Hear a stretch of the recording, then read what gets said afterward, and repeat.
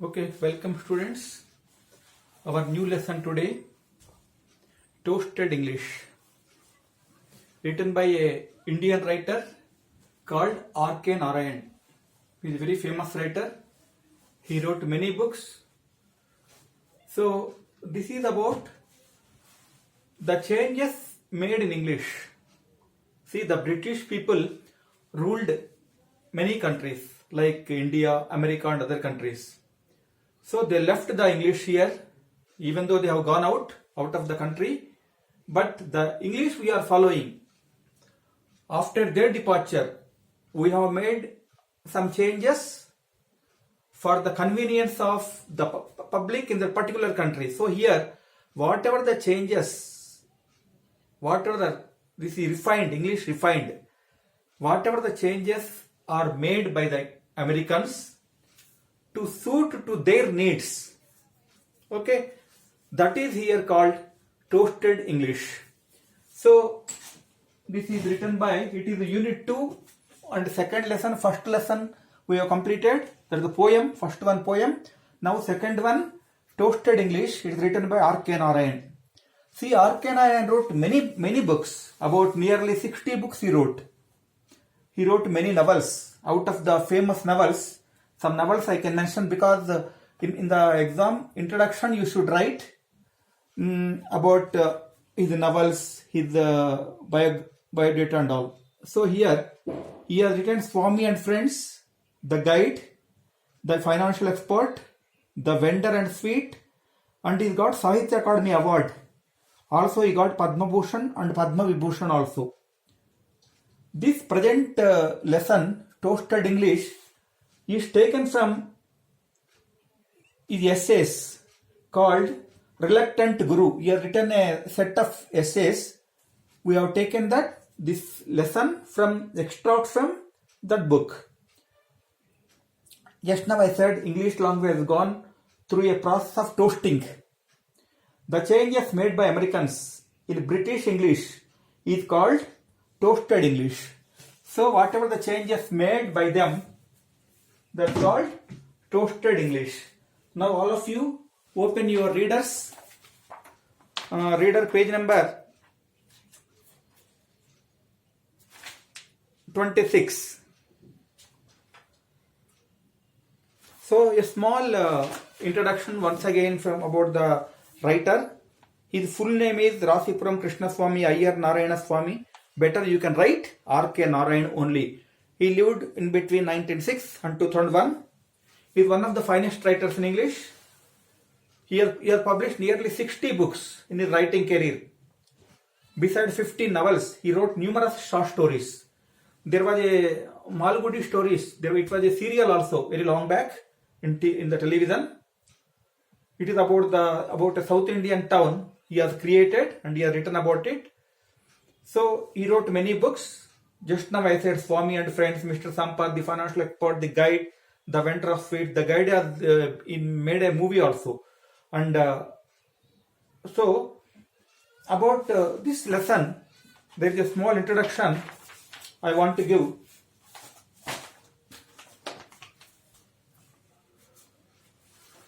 In this essay, the writer R.K. Narayan brings out the difference between American English and British English in a funny way, with so many brilliant examples he has given in the lesson. The author points out that like Indians, see, we have also undergone British rule and we have also changed some of the English. Like Indians, Americans also driven out the British people from their country but allowed English to stay back.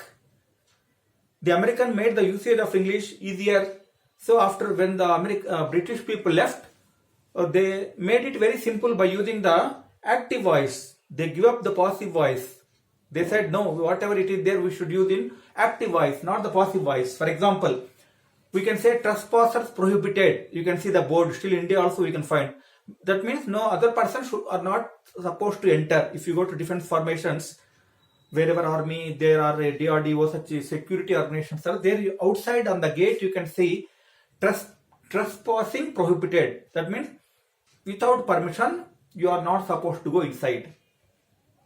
British people, they have changed it. How they have written? They said, newly planted, don't walk. This is active voice. This process of modifying the English language is called toasting. This is the process, whatever they have made it, this is called toasting. Americans have created certain basic keywords like using for multi-purpose use, like I'll check, check room, check in, check out, fabulous, okay, yeah. Such things they have made and created. Further, Arkan discussed the bazaar status of English. That means bazaar status means English is how English is used by the common people, by the ordinary people. English is used in a refined way in London. London also they are making it a refined way, changed way. The conductor will never say ticket, ticket. Instead of that, he will say just thank you on receiving the fare and issuing the ticket. Finally, Arkan Narayan also in the lesson he concludes by adopting to suit our purpose. English we are changing it to suit to our purpose. Developing a Bharat brand of English. In India also it is changing, changes are taking place. He clearly mentioned that Indian English should have its own identity in Swadeshi stamp because we follow the grammar. We don't just simply make the changes. By following the grammar rules, we are making the changes. He wished that Indians should develop their own English, which would be more unique and distinct in the present English. That is the wish of R.K. Narayan, so that we can develop the English also. That will be in a unique manner. Okay. Now I will start explaining the lesson. All of you open page number 26. In the American restaurants, they call for toasted English, referring to English muffins. Muffins means bread pieces which are made cup-shaped bread. Though being made in America, now written English. So even though the British people left the America, but they retain English. Retain means rakhna. Retained English as sort of concession to their origin. The same may be said of their language too. So some habits, food habits also they left like that, they are following it. And some other English also they used to follow. But Americans too went through a phase of throwing out the British, but retaining their language and letting it flourish on American soil. The resultant language is somewhat different from its British counterpart. So they wanted to make some changes. It may be said to have gone through a process that changes whatever it is made by the Americans in the British English. That is called toasting of English. Process of toasting. One noticeable result of this toasting is that much the formalism, whatever the formalities, whatever rules are there in the English has been abandoned. Abandoned means they left it. They thrown it out. So many rules are there in English. Those rules, they ignored it. Formalism means the rules and regulations. More formal, more polite way. That they don't want in such a manner. In America, they have freed the language from the stiffing tyrant of the passive voice. Just now I said, American people, the forcible use of passive voice by the British people has been discontinued by the American people. Please remember, tyranny means the rules which are very strictly followed. Cruel rule. Actually, the meaning of tyranny is cruel rule. But here, stiffing means very forcible use. Where we would say ceremoniously. So, where we use it in a very ceremonial, very polite manner. Trespassing prohibited. One example. Their signboard, wherever signboards are there, they will write like this. As I noticed, the parts of Berkeley merely say, now they have left it. This type of things, passive voice. Now they are starting newly planted, don't walk. Like that they will put it. Or absolutely no parking. Leaves no room for speculation. Here they are not giving any activity of guessing or creating some doubt. Okay. Immediately give the answer. There is no speculation. No room for speculation. And no motorist needs to spend too much time. Peering out. Peering out means to glancing, looking and studying the notice. They need not to study for a long time, standing the bike there and standing yourself and looking at the board and reading for long. It happens in India. We can see 3-4 lines in sometimes the notices and all. So here under municipal act, and so this area has been reserved so and so, you can see wherever wasteland and vacant lands are there, people will put a big notice there. So I saw this area has been reserved, and when any vehicle stationed thereon will be deemed to be a contravened subsection so and so of the motor. They will say in the note in that board, they will say according to the Motor Vehicles Act, according to the rules and regulations so and so, order number so and so, like this. But Americans, office doers, I saw many American office doers just do not enter. The traffic signal signs and pedestrian crossings never means the word. They just say go or wait. Simple, only go, wait, like this. Small words. In a Hollywood studio, I was rather startled. Startled means surprised. To mince words, mince means to cut words, to speak words, they just say go or wait. Okay, just in a frank manner. Go or wait. Mark Stevens, keep out. Mark Stevens is a busy television personality who did not like to be disturbed by visitors. Incidentally, it left me wondering why Mr. Seven does not like interruption. He should announce his name at all on the door, but it is one of the minor mysteries that make travel through that country so attractive, so engrossing. Okay? Even how the people are using very shortcut methods without going for the very long things. British people, they used to make so much long passages and all while putting some boards and all, but American people, they have made a shortcut, and they have made that English to very shortcut manner. The toasting of English has been achieved through other means also. Americans have developed. Americans have developed certain base. They were founded. They have invented certain keywords which may be used anywhere. Anyhow, words which have universal. Now these words, whatever the American people have found, it has become a universal use. Not only that, it is a multi-purpose use. I may make my point clear if I mention the example of the word check. See, there are some words. Check, which means safely be labeled in the American national expression. That means safe. While British usage confines to its bare dictionary definitions, the Americans use it anywhere. This expression being so devised, these expressions are so planned that one may blindly utter it and still find that it is appropriate for the occasion. But whatever the changes they have made, American made, very in a planned way, anyone can use it, anyone can speak it, and it is very appropriate for the suitable occasions. I'll check means I'll find. See, they have made some words. I'll check means I'll find, I'll investigate, I will examine, I'll scrutinize, I'll verify, or I will probe.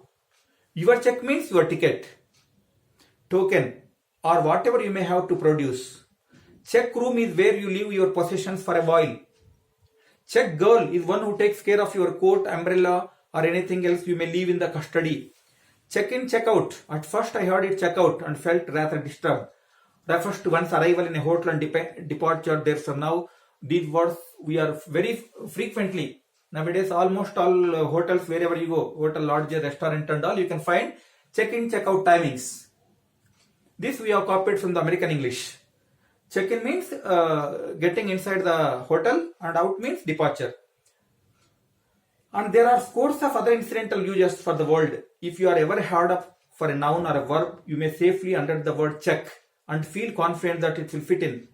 And one more word Americans are invented. Americans are very frequently using. That is fabulous. We don't use it. We say very good, excellent, but they say fabulous. Fabulous means tremendous, shandar. That is another word used in that country freely, without much premeditation. Of course, everyone knows what fabulous means. But the American usage has enlarged its sense. I found a lady in Wisconsin declare, "Oh, these cats of mine are fabulous," meaning that they were eccentric. Eccentric means having a strange behavior. Oh, so and so is fabulous. May mean anything from a sincere compliment to an indirect hint that so. Insinuation means indirect hint, and so displays a mild form of charming lunacy. Lunacy means not having a balance of mind. Paglapan, pagal. That means foolishness, mad, insanity. From the human vocal cords. Vocal cords means whatever we speak from our mouth. Everyone knows how comprehensive, how it is able to understand. Comprehensive means able to understand its sense.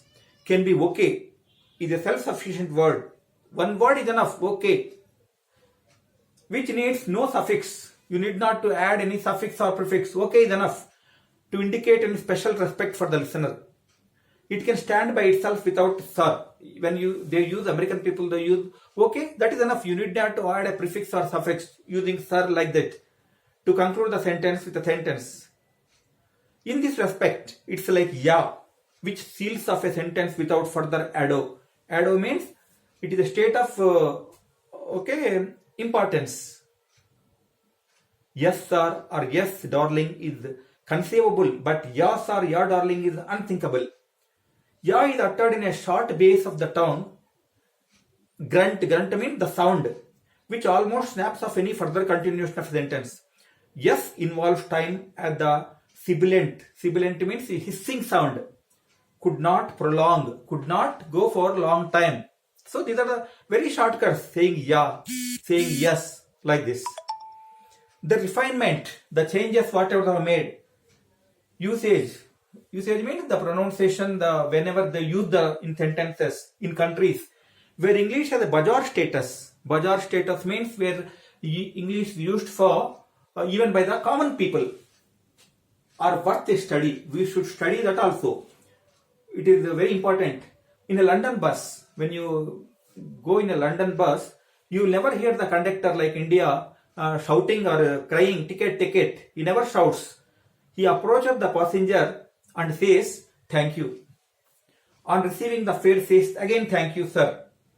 So just when he will go for asking ticket, he will say, thank you. That means, I think you have already taken the tickets. When people give the money to him and again, then he say, thank you, sir. I found out that one could calculate the number of passengers in a bus by having the total number of thanks. How many people have said thanks? That means that many people are there. You need not to count. If you hear the sounds, you can understand these many people are there. In any Western country, if receptionist asks, can I help you?